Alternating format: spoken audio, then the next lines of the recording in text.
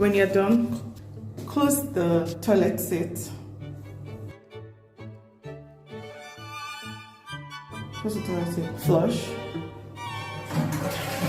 Then when you flush, come out and wash your hands.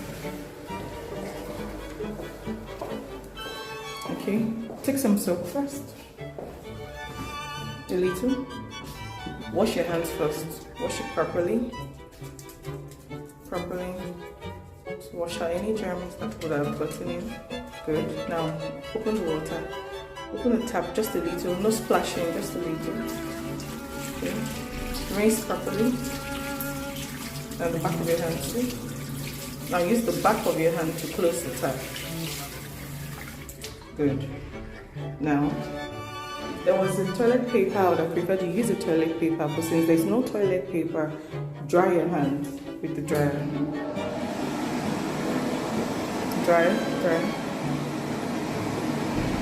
Okay, let's go. So once you're stepping out and your hands are clean, alright, you do not want to touch the handle of the door with your clean hands. So try using your elbow to open the door. Pull it out.